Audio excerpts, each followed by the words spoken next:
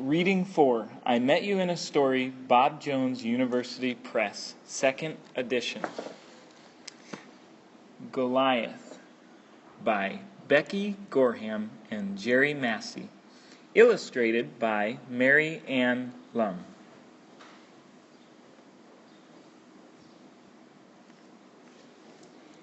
Friends, Goliath was David's dog. Or perhaps David was Goliath's boy. Goliath was a big, flopping giant of a dog. He probably had some St. Bernard in him, and a little something else too. No one was sure. All anyone really knew about Goliath was that one winter day he had turned up on the porch all alone. Mr. Brooks put an ad in the newspaper to find Goliath's owner. And one Saturday, David and his friend Eric walked all the way into town asking at every house. Nobody had ever seen Goliath before. Meanwhile, life on the farm was never quite the same with Goliath around.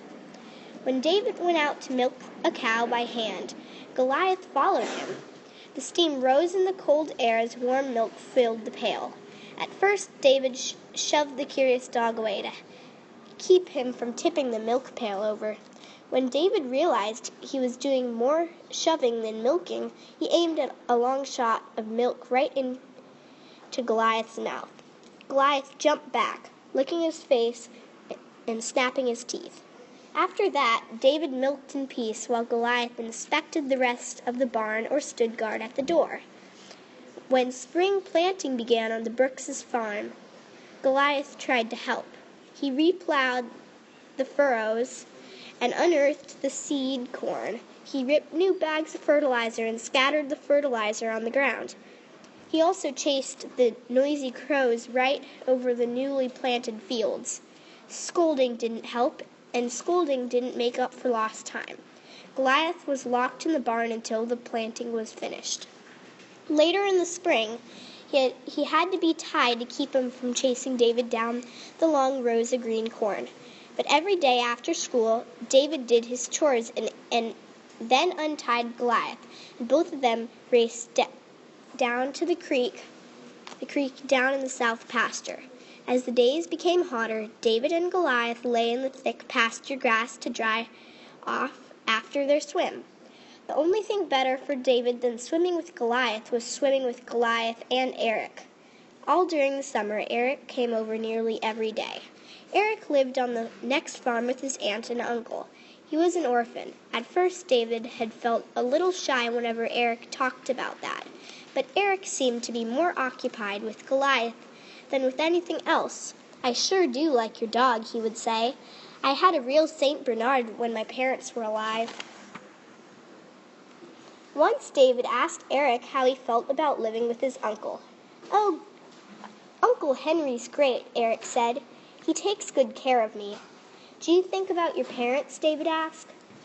"I miss them, and sometimes I feel sad, but I know they're in heaven," Eric said quietly. In late summer, the barn was full of hay. Most of it was baled, but below the loft rose a mountain of loose hay. Eric and David climbed up to the loft, held their breath, squeezed their eyes shut, and leapt out, yelling the whole way down. They sank deep into the sweet-smelling pile of hay, rolling and tumbling as Goliath charged in after them.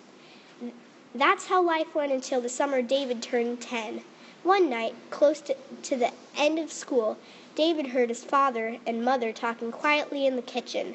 Mr. Brooks was saying something about low milk prices, about the drought that had gotten this spring off to a scorching start, about big corporate farms and little independent farms. As the days went by, the looks on his parents' faces made David uneasy. He noticed that his father didn't joke around as much as he usually did, and sometimes at night he could hear his parents' voices across the hall praying. When Mr. Brooks came into David's bedroom the last week before summer vacation, David wasn't surprised. He had known something was wrong. He just hadn't known what. Mr. Brooks sat down on the bed and patted the mattress beside him for David to sit to. "David," Mr. Brooks said seriously, You know we've been having some trouble here on the farm. There's not enough money to pay the bills. Your mother and I have been praying about what to do." David nodded, remembering the peanut butter sandwiches instead of the hot school lunches, the carefully patched jeans, and oatmeal for breakfast. Mr. Brooks paused and looked straight ahead at David's wall. "I found a job in Atlanta, son." He breathed deeply as he were tired. "So we'll be moving soon, and you'll have to sell the farm. You understand?" "Moving?" David's voice sounded strange even to him, and his stomach felt a little queasy. "I don't want to move." His father nodded, looking at him again. "The Lord has given me a good job, David. And in time, when it's hard to get a job, I know you'll love the farm. You were born here, and it's only natural that you'd want to stay. But try to understand." "I don't understand," David said. His eyes stung. "It isn't fair." Mr. Brooks frowned. "Don't talk that way, son. Listen to me. In 3 weeks, we'll move to a little apartment until we can afford another house. Which brings us to another matter, Mr. Brooks." Mr. Brooks tried to put an arm around his son's shoulders. David shrugged it off. "We're going to have to find another home for Goliath." "Maybe for Goliath?" David stiffened. "We're not taking Goliath? Why not?" "We can't take a dog that big to the city," Mr. Brooks tried to explain. "The apartment will just barely hold us. We can make him a place in the yard. We can build a fence or tie him up or something." David's words ended in an anguished sob. "We have to take Goliath. I can't go if we don't take Goliath." His father shook his head sadly. "I know what Goliath means to you, son, but he's a farm dog. He wouldn't be happy in the city." David shoved away from the bed and jumped up. "He would be happy. We'd be together. That's what counts." Mr. Brooks stood up too. "This is hard for all of us, David, but it's God's will. It's for the best." He put a hand on his son's shoulder. "Would you like me to pray about it with you?" David didn't answer. Mr. Brooks turned and walked away, but at the doorway he stopped. His voice sounded tired. "Please do pray about it, son," he said. When his father was gone, David threw himself on the bed. Moving was bad enough, but losing Goliath too? Surely the Lord wouldn't let that happen. He tried to pray for God to show him a way to keep Goliath, but he had a hard, cold feeling in his chest. God's will. It seemed like everything sad and hard was God's will. Why had God allowed the drought and low milk prices? He had taken Eric's parents away too. Didn't God ever try to make people happy? "I'll teach Goliath to be a city dog," he thought. "Then we can take him with us." He sat up, wiping his wet face. "Yes, that's what I'll do. I'll teach him." The next morning, David was awake and dressed before the sun was up. His father was sitting at the kitchen table reading the morning paper. He looked up quickly as David charged in. David's mother turned from the stove with a questioning look in her eyes. "I can do it, Dad," David explained. "I know how we can take Goliath." Mr. Brooks put his paper down. "How, David?" "I can teach Goliath to behave in an apartment. I can check out a book on dog training from the library and teach Goliath to behave like a city dog. Okay, Dad?" Mr. Brooks gave him a doubtful smile. "That might be hard to do, David, especially in 3 weeks." "He deserves a chance to try," Mr. Brooks said slowly.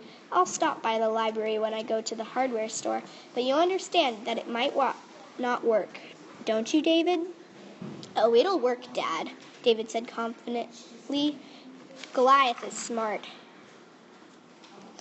In the barn, David found an old rope just long enough to use for a leash. He tied it to Goliath's collar and said, "Let's go, Goliath." Goliath went. He leapt happily out of the barn, ready to play this new game. David lost his footing on the loose hay and slid outside on his stomach. He still holding onto the rope. "No, Goliath, no," he screeched. "Stop!"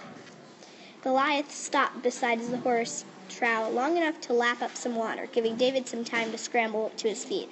For the rest of the morning, the lesson continued much in the same way. When David said, "Go," Goliath went. When David said, "Stop," sometimes Goliath stopped, and sometimes he didn't. When Mr. Brooks' car rolled into the driveway close to lunchtime, David was trotting beside Goliath. Mr. Brooks handed the library book to David, trying not to grin at the burr-covered dog and mud-streaked boy. "Been out in the field, son?" he asked. We've been all over this farm," David gasped, trying to catch his breath. "But look at him, Dad. He's doing much better." "So I see," Mr. Brooks replied. He ruffled David's already tousled hair and shouted, Come on in. It's time to eat." After lunch, David called Eric and asked him to come over and help. Eric came over every day. Still using the rope as a leash, they took turns walking Goliath through the fields. After the first few minutes of affectionate pawing and licking, Goliath was content to walk beside the boys. The problem was the rabbits, or the gophers, or the birds, or anything else that moved. Eric was walking Goliath the first time the big dog scented a rabbit. As serious as David was about training Goliath, he had to laugh at the sight of Goliath charging through the grass with Eric bouncing behind, yelling, "Whoa! Stop! Wait!" When Goliath dashed through the blackberry bushes, the shouts turned to "Ouch! Help!" There were a few big shrieks, and a final, "You big ox!" as both boy and dog ended up in the creek. By the time Eric and Goliath had climbed out of the creek, David was there to help. Goliath shook himself, showering the boys with water. David said, still laughing, "The first day, he dragged me all over this farm." Eric grinned. "If I didn't love that old dog." "Yeah, me too," David said, giving the wet dog a hug. "Since we're already wet, how about a swim?" Shrieking and yelling, the boys dived in, Goliath right behind them. After that day, Goliath settled down to work, or maybe the boys did. They avoided areas where Goliath was sure to catch the scent of a rabbit, and the wild dashes became fewer in number.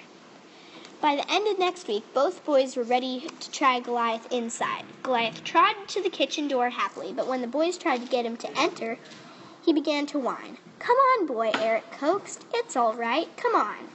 David tugged on the rope leash. Goliath took a few steps onto the polished kitchen floor and tucked his tail between his legs. "Come on, Goliath," said, tugging again.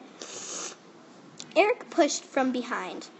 Goliath gave up and trotted in, still whining deep in his throat. Eric stumbled over the threshold and closed the door, grinning at David. "Well, we got him in anyway."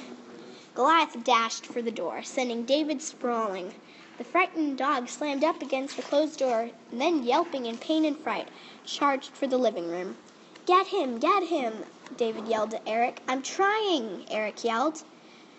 Goliath brushed against a small table. A lamp toppled, crashing to the floor. Goliath slid around the doorway into the hall and bumped into Mrs. Brooks. The basket of laundry she held spun across the room as she tumbled to the floor. Shirts, socks, and towels showered the hall. Goliath dashed on, his head covered by one of Mr. Brooks' white shirts.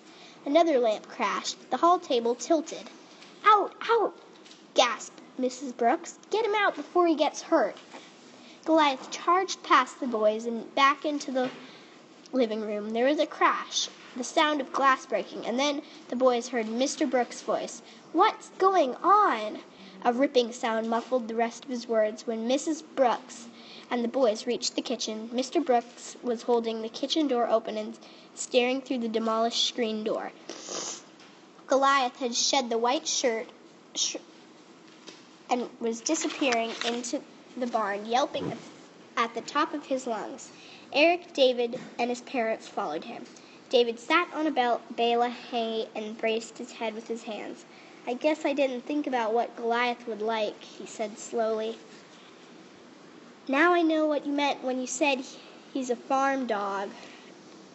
Goliath is a grown dog, Mrs. Brooks said, sitting down beside David and putting her arm around him. I wouldn't mind trying to keep him in the house, but I don't think Goliath really wants to be an indoor dog, do you?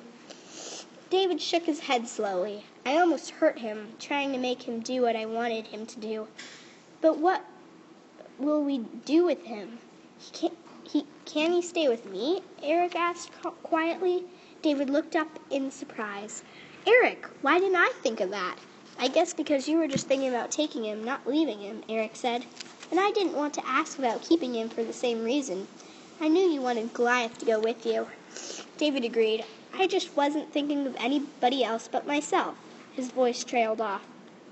Goliath looked from Eric to David and back to Eric.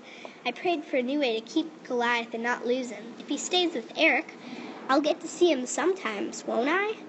Sometimes, Mr. Brooks said. The Lord wants us to see that trusting him, even if it means sacrifice, is always good. David patted Goliath's head. Maybe I had to learn to give, he said softly. I guess that's why God did it. Later, Eric and David took Goliath to the creek for another swim. As they walked along, David said, Goliath has always been as much your dog as mine, Eric. Now he'll be as much my dog as yours.